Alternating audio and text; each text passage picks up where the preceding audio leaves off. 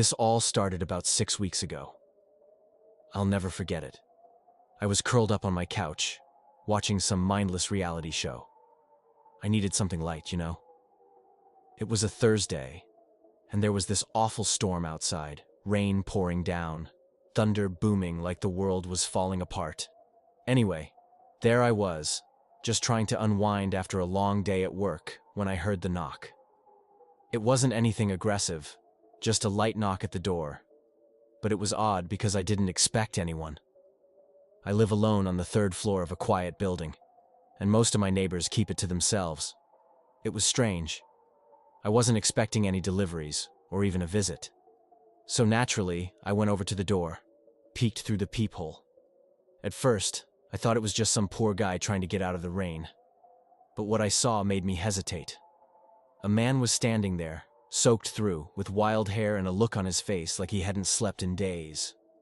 He was standing completely still, just staring down at the floor, almost as though he were waiting for something or someone. I opened the door just a crack, keeping the chain on, of course. "Can I help you?" I asked, trying to keep my voice steady. He looked up at me, but his eyes were wide, scary. "I'm sorry to bother you," he said, his voice low, almost rough. "I'm just looking for Emma. Is she here?" "I'm sorry," I said, confused. "I think you have the wrong apartment. I don't know anyone named Emma." He didn't really react. He just nodded like he was expecting me to say that, and then he turned around and walked away. I was left standing there in the doorway, completely stunned. Was this some kind of mistake? Maybe I had an old tenant named Emma, and he was just confused. I shook my head, thinking it was no big deal, and went back inside. But that night, as I was about to go to bed, the knocking started again. Light at first, but then it grew louder. It was the same man. I didn't answer, but I could hear him just standing out there, waiting.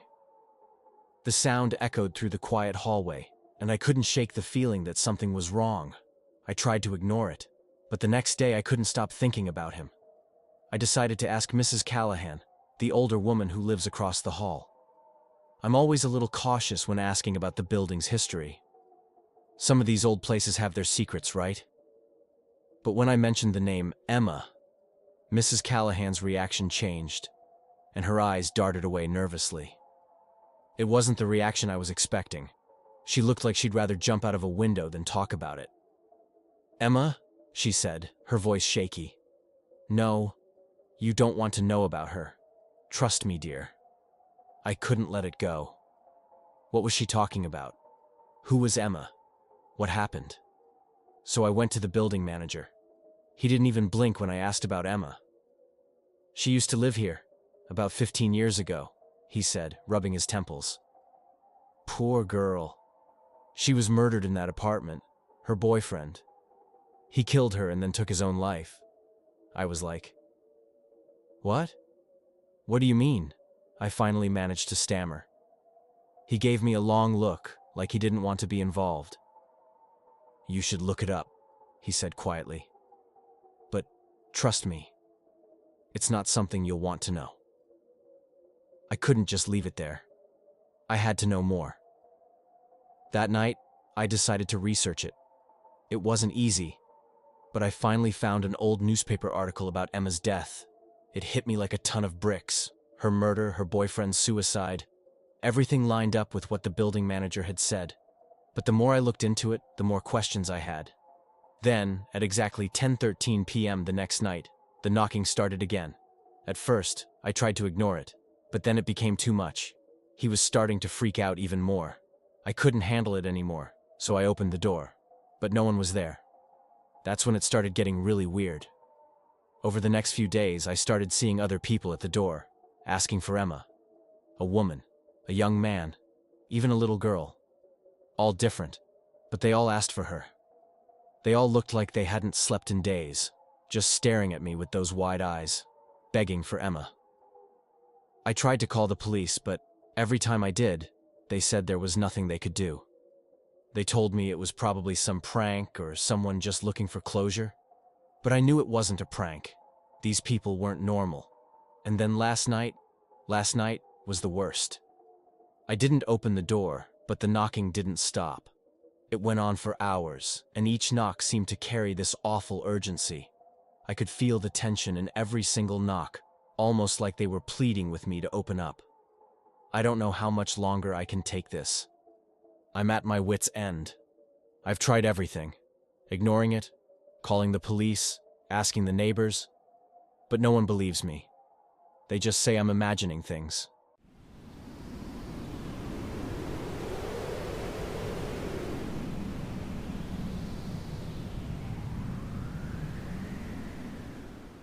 I've spent most of my life in small towns, places where folks still wave at each other, and the gas station clerk knows your name. It's the kind of quiet that makes you think nothing bad could ever happen until it does. A few years back, I took a job managing a hardware store in a little town up north. Winters there are brutal, with snow burying everything in sight and the wind howling like it's got a score to settle. I rented a small house just outside of town, a simple place with old pipes that groaned in the night and a roof that leaked if the snow piled up too high. Didn't bother me much though. I've never needed anything fancy. It was late January when things started feeling weird. Nights were darker than usual, even with the porch light on. The trees around the house seemed to press closer, their bare branches scraping at the windows when the wind picked up. One night, I was closing up the store when Hank, the local sheriff, stopped by. We talked about nothing much, a busted snowplow, the high school's losing football streak, until he mentioned the disappearances. 4 in the last 2 months, he said, leaning against the counter. All men, all last seen driving home late. He looked at me like he was expecting something, but I just shrugged. Strange things happen in small towns, but they're usually the kind of strange you can laugh about later. Not this time. A week later, I was heading home after a long shift. The snow was coming down hard, thick flakes swirling in my headlights. I turned onto the narrow road that cut through the woods, and that's when I saw a truck pulled off to the side, headlights dimmed and driver's door wide open. I slowed down, figuring someone might need a hand, but as I got closer, I realized the engine was cold, and there were no footprints in the snow. Whoever had been driving wasn't there anymore, and judging by the layer of snow on the hood, they hadn't been for a while. I should have called Hank right then, but something made me keep driving. Maybe it was the darkness pressing in on all sides, or the way the wind howled through the trees, sounding almost human. I gripped the wheel tighter, knuckles white, eyes fixed on the road ahead. That's when I saw a man standing dead center in the road, face barely visible through the snow. I slammed on the brakes, truck skidding to a stop just inches from him. But he didn't move, didn't even flinch, just stood there. I rolled down the window, more out of instinct than anything else. "You need help?" I called. He didn't answer, just stared. The snow kept falling, thick and heavy, muffling everything. I was about to step out when he finally moved, turning slowly and disappearing into the trees without a word. I didn't wait around to see where he went. By the time I got home, my hands were still shaking. I locked the doors, double-checked the windows, and sat in the dark with a bottle of whiskey, trying to shake the feeling that I'd just seen something I wasn't supposed to. Next morning, I called Hank, told him about the truck, the man on the road. He went out there, but the truck was gone, and so were any signs that someone had been standing in the snow. "It's the cold," he said, chuckling, but his eyes were serious. "Gets into your head, makes you see things." I don't believe him. I know what I saw.